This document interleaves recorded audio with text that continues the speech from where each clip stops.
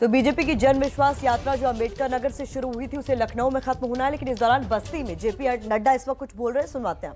अपनी ही कवाली, कोई पूछने वाला नहीं। इसलिए मित्रों, ये जन विश्वास यात्रा के महत्व को समझो। ये हमारी पार्टी है, ये कमल के फूल जो ये ताकत और हिम्मत के साथ जा सकते हैं।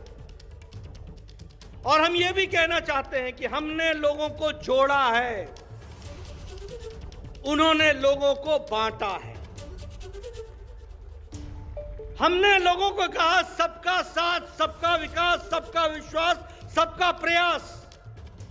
जिन्होंने हमारा समर्थन नहीं भी किया, वहां भी उज्ज्वला का उज्ज्वल पहुंचाया है। यह हमारी ताकत रही है। जिन्होंने हमारा समर्थन नहीं भी किया, उनको भी आयुष्मान की ठंडक पहुंचाई है और उनकी सेवा की है। इस बात को हमको समझना चाहिए। लेकिन उन्होंने क्या किया? हमें धर्म पर बांटा। बोलो, बांटा कि नहीं बांटा? बांटा कि नहीं बांटा? नहीं तो आप बताओ, ऐसे अच्छे मौसम में जिन्ना को याद करने की जरूरत क्यों पड़ गई? क्यों पड़ गई? इसलिए क्योंकि याद आ जाए, इसलिए कि धर्म पर बढ़ जाओ, इसलिए कि धर्म के नाम पर वोट दो। जिन्होंने देश का विभाजन किया, उनके नाम को लेकर के आज भी समाज को बांटने पर जुड़े हैं। ये है अखिलेश की सरकार और ये है अखिलेश के लोग। ये हमको समझना चाहिए।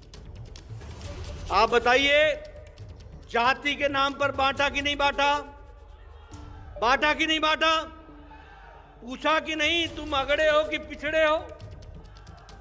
पूछा कि नहीं पूछा? हमसे एक पत्रकार ने पूछा, मैंने कहा उनके साथ कुछ विशेष लोग हैं। बोले कौन से लोग हैं? मैंने कहा आप भी जानते हो।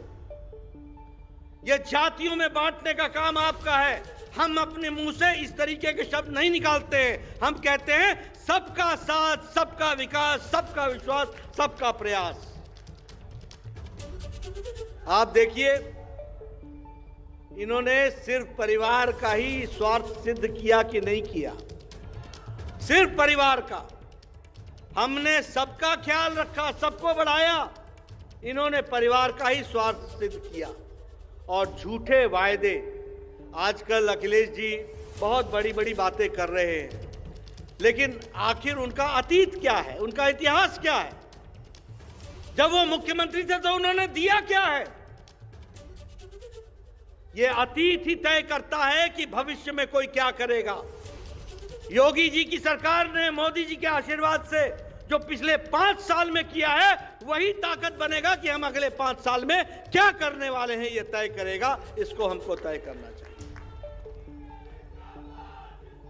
मित्रों,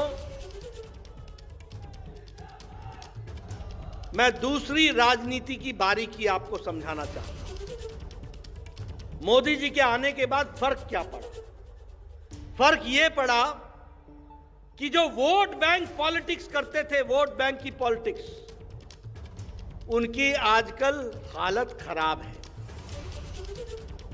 क्योंकि वोट बैंक की पॉलिटिक्स को मोदी जी ने समाप्त कर दिया। विकासवाद को ले आए, सबका विकास करने पर लग गए। और इसलिए चाहे जातिवाद हो, चाहे क्षेत्रवाद हो, चाहे वंशवाद हो, चाहे तुष्टीकरण हो, ये सारे के सारे धाराशायी हो गए। न जातिवाद रहा, न वंशवाद रहा, न परिवारवाद रहा और न ही तुष्टीकरण अब चलेगी। अब चलेगा तो राजनीति को समझने वाले सबका साथ, सबका विकास, सबका विश्वास, इसी बात को आगे लेकर के चलने लगे। हम अपना रिपोर्ट कार्ड लेकर के जा रहे हैं, सुशासन की बात कर रहे हैं। उनके पल्ले क्या है? उनके पल्ले कुशासन है। हमारे पल्ले क्या है? सुशासन है। हम कहते हैं गुड गवर्नेंस, वो कहते हैं बैड गवर्नेंस। कुछ लोगों को हिस्सा देना और कुछ लोगों को हिस्सा देकर के राजनीति करना, यह उनकी तरीका है। मित्रों, यहां जो भी भारतीय जनता पार्टी के कार्यकर्ता खड़े हैं और मेरी बात सुन रहे हैं, बैठे हैं, जो हमारी बात सुन रहे हैं, और जो मेरी बात इलेक्ट्रॉनिक मीडिया से भी बाहर जा रही है, मैं कहना चाहता हूं कि भारतीय जनता पार्टी के कार्यकर्ताओं को गर्व होना चाहिए कि आज अकेली भारतीय जनता पार्टी है ऐसी जिसके पास नेता है, जिसके पास नीति है, जिसके पास नीयत है, जिसके पास आप जैसे कार्यकर्ता हैं, और जिसके पास कार्यक्रम है, और जिसके पास विकास की योजना है, और जो सबको साथ लेकर के चलने की ताकत रखता है। किसी और पार्टी के पास नहीं है। मैं नेता की बात करूं तो मोदी जी से लेकर, योगी जी से लेकर, यहां पर स्वतंत्र देव हो, चाहे हरीश द्विवेदी हो, चाहे जगदम्बिका पाल हो, चाहे जयप्रकाश निषाद हो, चाहे और हमारे सांसद और विधायक और मंत्री हो, एक झड़ी लगी है, एक लड़ी लगी है नेताओं की। इस बात को हमको समझना चाहिए। उनके पास मैं अकेला ही चला था, अकेला ही हूं। कोई नेता नहीं, कोई नेता को बनना नहीं है। बनेगा तो उनका युवराज बनेगा, तब तक इंतजार करो, कोई पूछने वाला नहीं। यह परिवारवाद की पार्टी का एक, जिसको हम कहते हैं कि जो उन्होंने मुसीबत सही है। लेकिन हम अगर अपनी पार्टी की बात करें तो हमारे पास नेता भी है, नीति भी है, नीयत भी है। नीयत, उनकी तो नीयत ही नहीं है, दिखती ही नहीं है।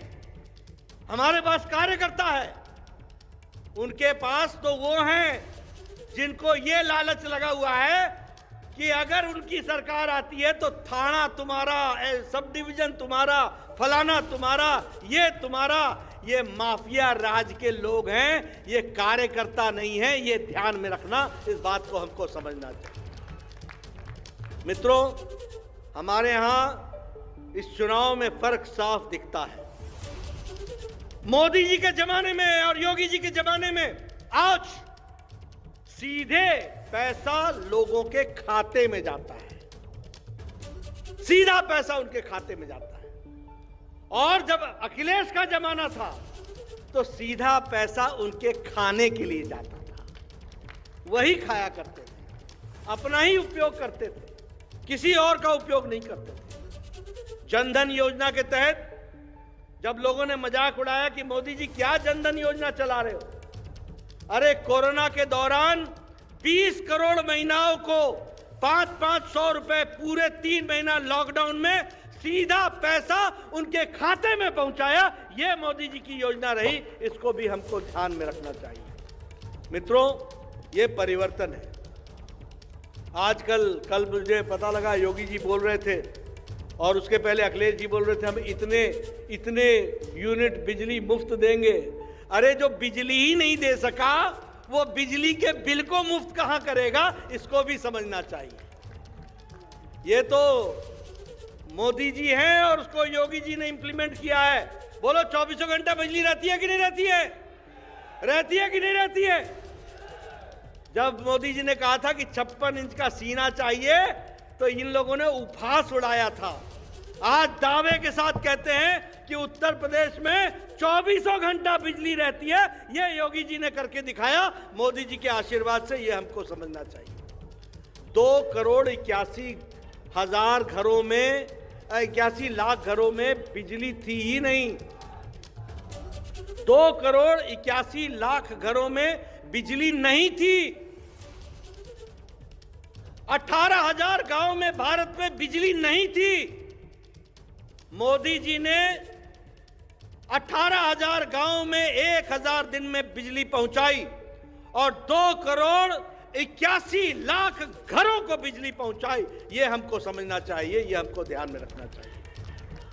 और उत्तर प्रदेश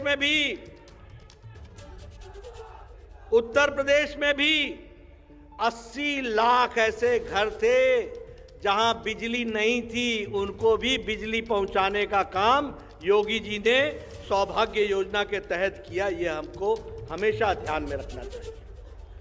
आजकल लोग महिला सशक्तिकरण की बात कर रहे हैं। कोई कहता है मैं लड़की हूं, मैं लड़ सकती हूं, मैं लड़ूंगी। जरूर लड़िए, किसने मना किया है? लेकिन आपको शर्म नहीं आई कि आजाद भारत में 70 साल तक 11 करोड़ बहनें अपने दैनंदिन जीवन में शौचालय जाने के लिए गांव के बाहर जाती थी? तब आपको शर्म नहीं आई? आपको महिलाओं की इज्जत की चिंता नहीं हुई? आपको बालक बालिकाओं की चिंता नहीं हुई? ये मोदी जी ने 11 करोड़ शौचालय बनाकर, उनकी इज्जत घर बनाकर उनकी इज्जत की रक्षा की है। इस बात को समझना चाहिए। आज कहते तो सुन रहे थे आप बीजेपी अध्यक्ष जेपी नड्डा को जोरदार तरीके से विरोधियों को निशाने पर ले रहे थे, जमकर लड़ताड़ लगाई उन्होंने, ये कहते हुए कि अब मुफ्त बिजली देने का वादा कर रहे हैं, लेकिन 24 घंटे बिजली देने का काम तो योगी सरकार ने ही किया है। विरोधियों ने सिर्फ और सिर्फ बांटने का काम किया, कभी जिन्ना के नाम पर, कभी जातियों के नाम पर।